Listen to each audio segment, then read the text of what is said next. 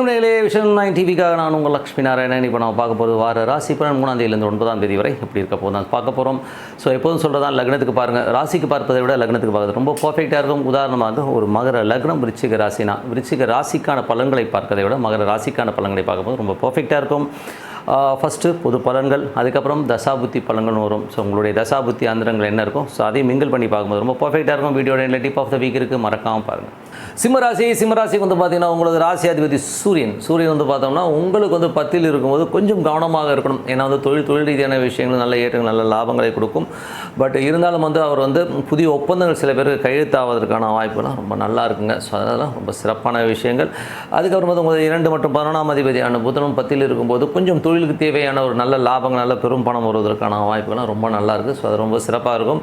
கொஞ்சம் வந்து சின்ன சோம்பேறித்தனங்கள் உங்களுக்கு வரும். ஸோ அது வந்து பார்த்துங்க, குடும்பத்தில் வந்து அப்புறம் பார்த்துக்கலாம் சொல்லி ஷிஃப்ட் பண்ணுவீங்க. ஸோ கொஞ்சம் இந்த சோம்பேறித்தனத்தை மட்டும் தள்ளி வச்சிங்கன்னா எல்லாமே சிறப்பு. 3ஆம் அதிபதியான சுக்கிரன் 10ல் இருக்கும்போது புதிய ஒப்பந்தங்கள் தொழில் வந்து புதிய ஒப்பந்தங்கள் கையெழுத்தாவதற்கான வாய்ப்புகள் ரொம்ப சிறப்பாக இருக்குது. 4 மற்றும் உங்களுக்கு வந்து 4 மற்றும் 10ஆம் அதிபதியாக வருகின்ற செவ்வாய் வந்து பார்த்திங்கன்னா உங்களுக்கு என்ன மாதிரி விஷயம், 4 9ஆம் அதிபதி. ஸோ 4 9ஆம் அதிபதியான செவ்வாய் வந்து உங்களுக்கு வந்து இதுவரை 8ல் இருந்து இப்போ 9க்கு போனாலும் ஓரளவுக்கு ரிலீஃப் ஆகுங்க. ஸோ கொஞ்சம் ஓரளவுக்கு நல்ல விஷயங்கள் நல்ல ஏற்றங்கள் வருவதற்கான வாய்ப்பெல்லாம் ரொம்ப நல்லா இருக்குது.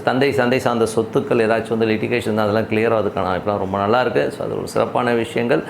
அதுக்கப்புறம் பார்க்கும்போது உங்களுக்கு 3ஆம் அதிபதி மற்றும் உங்களுக்கு வந்து 10ஆம் அதிபதி சுக்கிரன் வந்து ஆட்சி பலத்துடன் புதிய தொழில் ஒப்பந்தங்கள் வருவதற்கான வாய்ப்பும் ரொம்ப சிறப்பாக இருக்குங்க. 5ஆம் அதிபதி மற்றும் 8ஆம் அதிபதியான குரு 10ல் இருக்கும்போது தொழில் ரீதியான விஷயங்கள் கொஞ்சம் கவனமாக இருக்கணுங்க. ஏன்னா வந்து அந்த குரு தசாபுத்தி இருந்தாலும் கொஞ்சம் கேர்ஃபுல்லாக இருக்கணும். காரணம் என்னென்னா, குழந்தைகள் சில நேரங்கள் வந்து செய்கிற விஷயங்கள் கொஞ்சம் நம்ம கேர்லெஸ்ஸாக இருந்தோம். ஏன்னா சில பேர் வந்து தொழில் நடக்கிற இடத்துல கொஞ்சம் ஜாலியாக இருப்பாங்க, ஃபன்னாக இருப்பாங்க. நிறைய இடங்கள் வந்து தவறான சில செயல்களால் வந்து அந்த தொழில் வந்து நசுங்குவதற்கான வாய்ப்பும் கொஞ்சம் கேர்ஃபுல்லாக இருக்கின்ற வரும். தேவையில்லாத நபர்கள் கொஞ்சம் ஒழுக்கம் கேடான ஆட்களை எல்லாம் வந்து உள்ளே சேர்க்காமல் இருக்குது ரொம்ப ரொம்ப நல்லது. மற்றபடி வந்து குழந்தைகளோட விஷயங்கள் நல்ல சிறப்பான நல்ல வளர்ச்சி கிடைப்பதற்கான வாய்ப்பும் ரொம்ப நல்லா இருக்குது. மற்றபடி வந்து 6ஆம் அதிபதி, ஸோ உங்களது 6ஆம் அதிபதியான சனி வந்து 7ல் இருக்கும்போது கணவன் மனைவிக்கு நடுவில் வந்து பார்த்திங்கன்னா சின்ன ஒரு கருத்து பேதங்கள் இருக்கும். ஸோ அது மட்டும் கொஞ்சம் கேர்ஃபுல்லாக பார்த்துக்கணும். அது குருடைய சாரத்தில் இருக்கும்போது தேவையில்லாத ஒரு நபர்கள் கொஞ்சம் அந்த என்ன சொல்கிறது மாமியார் விட்டனால ஒரு சின்ன பிரச்சனைகள் வருவதற்கான கொஞ்சம் கவனமாக இருக்கிறது ரொம்ப ரொம்ப அவசியம். அதுக்கு வேலை சம்பந்தமான விஷயங்கள்லாம் வந்து நல்ல லாபம் நல்ல ஏற்றங்கள் வருவதற்கான ரொம்ப சிறப்பாக இருக்குது. கடன் கேட்ட இடத்துல கிடைப்பதற்கான ரொம்ப சிறப்பாக இருக்குங்க. அதுக்கப்புறம் பார்க்கும்போது உங்களுக்கு 8ஆம் அதிபதியான குரு வந்து பார்த்திங்கன்னா உங்களுக்கு வந்து 10ல் இருக்கும்போது தொழில் ரொம்ப கவனம் தேவை. ஏன்னா வந்து தொழிலில் வந்து ஏதாச்சும் அகலக்கால் வச்சு மாட்டிக்கிறதுக்கான வாய்ப்பு ரொம்ப கேர்ஃபுல்லாக இருக்கணும். அதுவும் கவர்மெண்ட் செக்டாரில் இருக்கிறவங்களும் வந்து கொஞ்சம் கேர்ஃபுல்லாக இருக்கிறது ரொம்ப அவசியம்.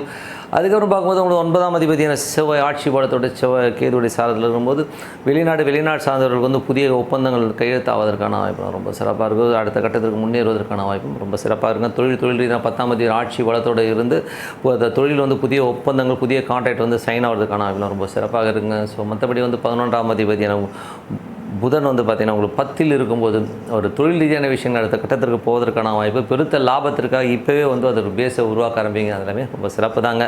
ஸோ எல்லாமே சிறப்பு தான். ஸோ இதுவரை பார்த்து வந்து பொது பலன்கள். ஸோ இனிமேல் பார்க்குறது தசாபுத்தி பலன்கள்.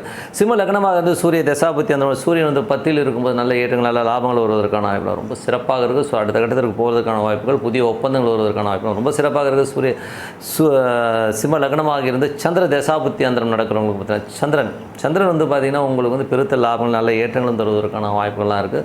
இந்த வாரம் முழுவதுமே வந்து பெரிய வளர்ச்சிகளை தருவதற்கான வாய்ப்பும் ரொம்ப சிறப்பாக இருக்குது. சிம்ம லக்னமாக இருந்து செவ்வாய் தசாபுத்தி அந்தரம் நடக்கும். செவ்வாய் வந்து பார்த்திங்கன்னா உங்களுக்கு 4 9ஆம் அதிபதியாக இந்த 9ல் வந்து ஆட்சி பலத்தோடு இருக்கும்போது நல்ல குடும்பத்துக்கு தேவையான ஒரு நல்ல லாபங்கள் நல்ல தந்தை சார்ந்த சொத்துக்கள்லாம் வருவதற்கான வாய்ப்பு வெளிநாட்டில் இருக்கிற ஒரு பெரும் பணம் வருவதற்கான வாய்ப்புலாம் ரொம்ப சிறப்பாக இருக்குது. சிம்ம லக்னமாக இருந்து ராகு தசாபுத்தி அந்த ராகு வந்து 8ல் இருந்து புதனுடைய சாரத்தில் கொஞ்சம் கேர்ஃபுல்லாக இருக்கணும். ஏன்னா வந்து அது புதனுடைய சாரணும் போது ஒரு பெருத்த பணம் வருமானம் இன்னும் ஒரு மாதத்தில் வந்து திடீர் அதிர்ஷ்டங்கள் மூலியமாக ஒரு பெரும் பணம் வருவதற்கான வாய்ப்பு. அதனால் அதுவரை கொஞ்சம் கேர்ஃபுல்லாக இருக்கும். எதுவும் அகலக்கால வைக்காமல் இருக்கிறது ரொம்ப நல்லது. அதுவும் தொழில் ரீதியான விஷயங்கள் ரொம்ப அகலக்கால வச்சு மாட்டிக்கிறதுக்கான வாய்ப்பு இருக்கணும். கொஞ்சம் கேர்ஃபுல்லாக இருங்க. இன்னும் ஒரு மாதத்தில் அது 11ல் வரும்போது ராகு தசை நடக்கணும். ஒரு பொற்காலமாக திடீர்னு அந்த ஒரு மாதங்கள் வந்து பெரும் பணம் வருவதற்கான வாய்ப்பு அடுத்த மாதத்தில் இருக்குது. ஸோ கொஞ்சம் கேர்ஃபுல்லாக இருங்க அதுவரை. அதுக்கப்புறம் பார்க்கும்போது உங்களுக்கு வந்து சிம்ம லக்னமாக இருந்து குரு தசாபுத்தி அந்த குரு வந்து பார்த்திங்கன்னா உங்களுக்கு 8ஆம் அதிபதி மற்றும் 5ஆம் அதிபதியாக இருந்து அது 10ல் இருக்கும்போது குழந்தைகளுடைய விஷயங்கள் குழந்தைகள் வந்து சின்னதாக வந்து நம்மகிட்ட வந்து டென்ஷன் ஆகுது ஸ்ட்ரெஸ் ஆகிறதுக்கான வாய்ப்பு கொஞ்சம் கவனமாக இருக்கணும். மாமியார் வீட்டுலாம் போகும்போது கொஞ்சம் பார்த்து பண்ணிங்க. ஸோ அங்கெல்லாம் வந்து கொஞ்சம் பாலிடிக்ஸ் வரதுக்கான வாய்ப்புகளும் கொஞ்சம் கவனமாக இருக்கிறது ரொம்ப ரொம்ப அவசியம். சிம்ம லக்னமாக இருந்து சனி தசாபுத்தி அந்த சனி வந்து பார்த்தோம்னா உங்களுக்கு வந்து 7ஆம் அதிபதி. ஸோ 7ஆம் அதிபதி 8ஆம் அதிபதி சாரத்தில் வந்து 10ல் இருக்கும்போது கொஞ்சம் கவனமான பார்ட்னர்ஷிப் சம்மந்தமான விஷயங்களில், பிஸ்னஸ் சம்மந்தமான விஷயங்களில் ரொம்ப கேர்ஃபுல்லாக இருக்கணுங்க. ஸோ அது மட்டும் கொஞ்சம் பார்த்துங்க, மற்றபடி எல்லாமே சிறப்பு தான். அதுக்கப்புறம் சிம்ம லக்னமாக இருந்து புதன் தசாபுத்தி அந்த புதன் வந்து பார்த்தோம்னா 2/11ஆம் அதிபதி 10ல் இருக்கும்போது கொஞ்சம் கவனம் தேவை. வெறும் பணம் வந்து தொழிலை முதலீடு பண்ணுறதுக்கான வாய்ப்புகள் இருக்கலாம்.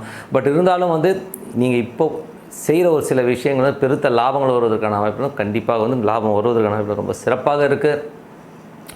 அதுக்கப்புறம் பார்க்கும்போது உங்களுடைய சிம்ம லக்னமாக வந்து கேது தசாபதி அதனால கேதுவுக்கு வந்து சிறப்பான பலன்கள், நல்ல விஷயங்கள் தான். கொஞ்சம் எக்ஸ்பென்சஸ் நிறைய இருக்கிறதுக்கான வாய்ப்புகள் இருக்குது. வாரத்தின் வந்து ஒரு வியாழன் வெளியில் வந்து பெரும்பணம் வருவதற்கான வாய்ப்புலாம் ரொம்ப நல்லா இருக்குங்க. ஸோ சிம்ம லக்னமாக இருந்து சுக்கிர தசாபதி அதனால தொழில் ரீதியான விஷயங்கள் ரொம்ப சிறப்பாக இருக்கும். புதிய ஒப்பந்தங்கள் மூலியமாக ஒரு பெரும்பணம் வருவதற்கான வாய்ப்புலாம் ரொம்ப சிறப்பாக இருக்குங்க. ஸோ எல்லாமே சூப்பர் தாங்க. என்னை பொறுத்தவரை வந்து பார்த்திங்கன்னா ஒரு நல்ல ஒரு பிரார்த்தனை, இறைவனை நோக்கி வந்து ஒரு பிரார்த்தனை, அதுவும் மனம் ஒன்றி பிரார்த்தனை பண்ணும்போது கண்டிப்பாக அடுத்த லெவல் போகிறதுக்கான இப்போ சிறப்பாக இருக்குது. ஸோ நல்ல விஷயங்கள் நடக்கணும், பிரார்த்தனை பண்ணுங்கள். டிப் ஆஃப் த வீக்கில் வந்து இந்த வாட்டி நம்ம பார்க்க போகிறது வந்து பஞ்சபட்சி சாஸ்திரம். ஸோ பஞ்சபட்சி சாஸ்திரம் எந்த அளவுக்கு வந்து ஒர்க் ஆகாதுங்கிறத தான் நம்ம பார்க்க போகிறோம். ஸோ பஞ்சபட்சி வந்து ரொம்ப சிறப்பான ஒரு சயின்ஸு.